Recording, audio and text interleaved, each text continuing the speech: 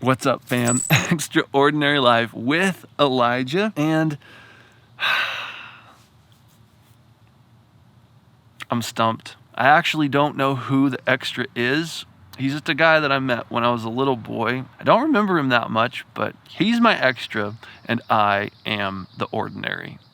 This week, my little girls love honey kicks right now. It's just manna from heaven as far as they're concerned. And so we're getting ready for breakfast, and they're like, "Dad, you should try some of our honey kicks." I haven't really ever tried them before. I didn't really think I'd like them, and in our family, we talk about how we celebrate our preferences and we dominate our appetites. And so I celebrate, hey, that's your preference. I want to leave that for you because I know that you girls love it.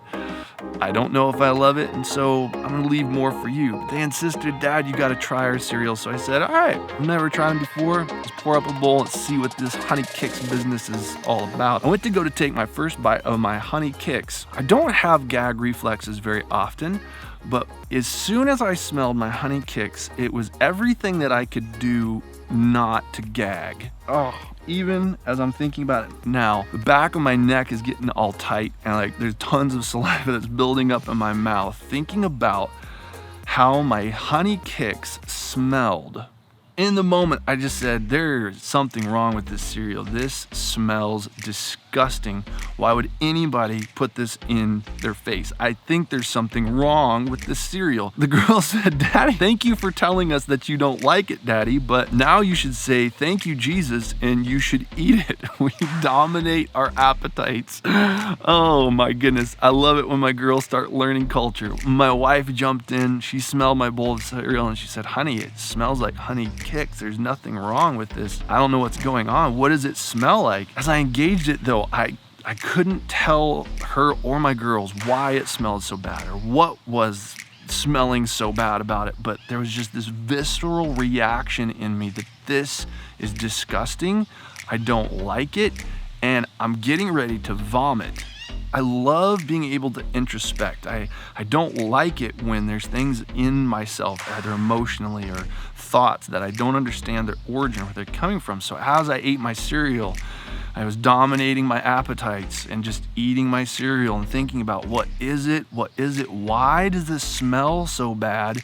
It came back to me in a flash. It was the scent of a mentally delayed person's spit. That is totally random, but I flashed back to an experience that I had when I was about, 4 to 6 years old. My dad was the administrator of a nursing home, and every Christmas we'd get dressed up and go to the nursing home, and all the families of the residents would come. He'd have a big celebration, and my dad, as being the administrator, would bring his family. We'd be dressed up in really nice clothes, and we'd be going around shaking hands and meeting people. And as a part of that, my dad wanted me to meet a lot of his residents. My dad was so good at connecting with the elderly residents and showing so much honor and grace and true relationship to people in very difficult circumstances. And one of those gentlemen was in a chair, and he was very mentally delayed. He just sat in his chair and had a big blue bib on, sat there and would just stare at the floor with his hands up by his chest and just constantly drooling on his big blue bib. My dad was really good friends with him and would talk with him all the time and encourage him. So beautiful. And so my dad wanted to introduce his son to this man. My dad asked me to go over and pat him on the hand and tell him Merry Christmas and that it was very good to meet him. Well, I was a young boy. I didn't have a context for this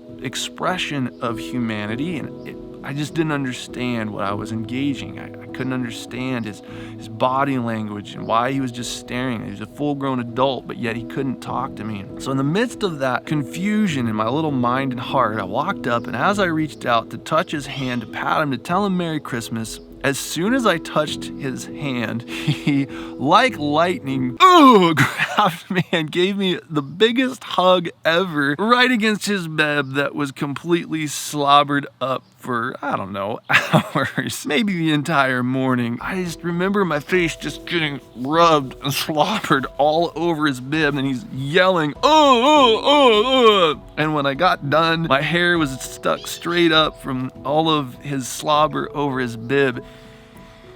Even now, as I can smell the scent of his slobber all over my face. The lesson that I learned this week is, does your reaction match the infraction? That through this season, while I'm so busy, I'm running on E with emotions and physical energy and not having time to recharge. And I've found that the smallest things, that when I engage it, that it just sets off these visceral responses of either frustration or anger or violence in my thoughts or in my speech.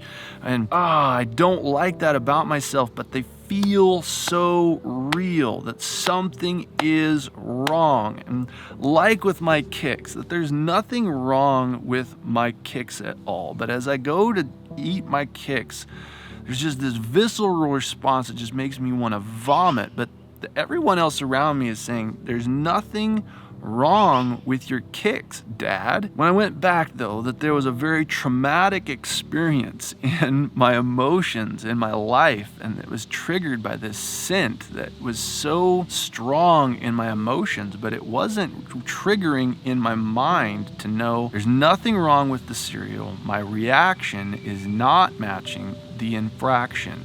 My encouragement to you would be that in your life, with your children, or at work, or in your marriage, or in your community, that as you engage situations that are very innocuous, that there's nothing at all that could be construed that is wrong in the situation, but that there's just this intense reaction that flies up in you, and that everyone else around you doesn't seem to be engaging with what that is, to really step back and question what may be under the surface of your experiences, under the surface of your emotions, lies that you may be believing, or soul ties to your past, violations against you that may be driving what you're saying or doing, that you could exercise the spiritual fruit of self-control to be able to give rise to gentleness, kindness, patience, and not to react out of something that happened in your past.